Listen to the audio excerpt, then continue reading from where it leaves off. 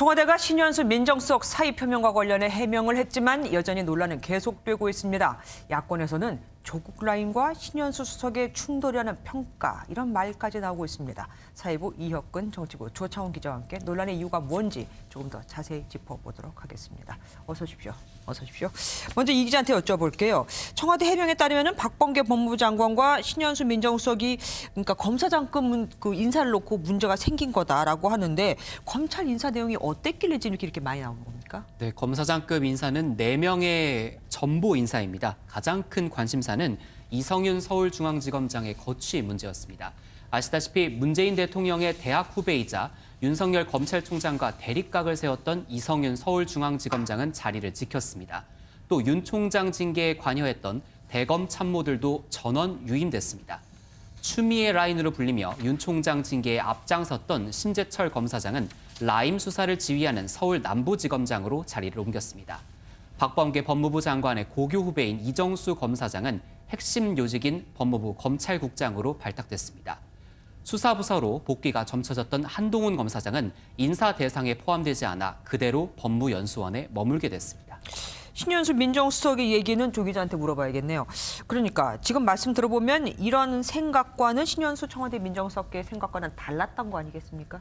네, 지난 5일 법무부가 박 장관과 윤 총장의 회동사진을 공개하며 관심을 끌었는데요.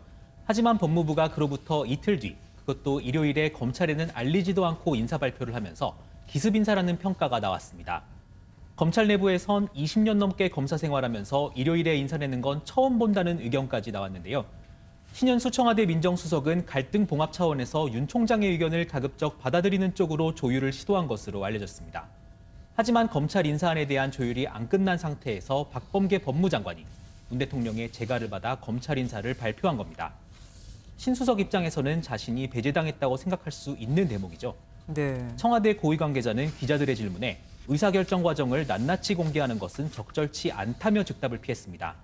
또한 조율하는 과정은 민정수석까지라며 대통령은 결부시키지 말아달라고 다소 예민한 반응을 보이기도 했습니다.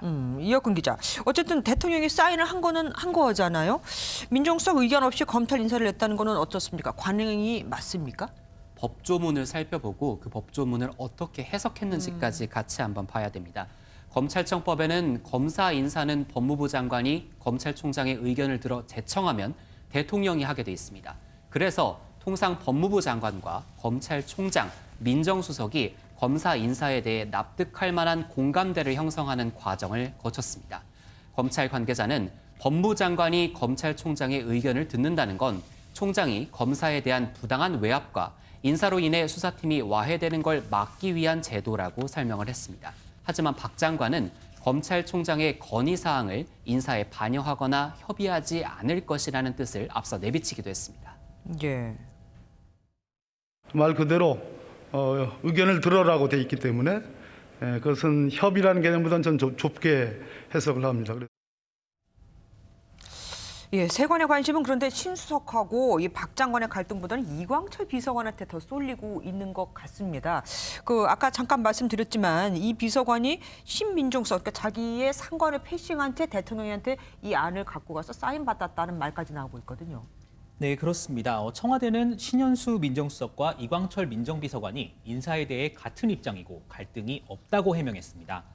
하지만 이번 파동을 신 수석과 조국 라인인 이 비서관과의 갈등이 터진 것으로 보는 시각도 적지 않습니다.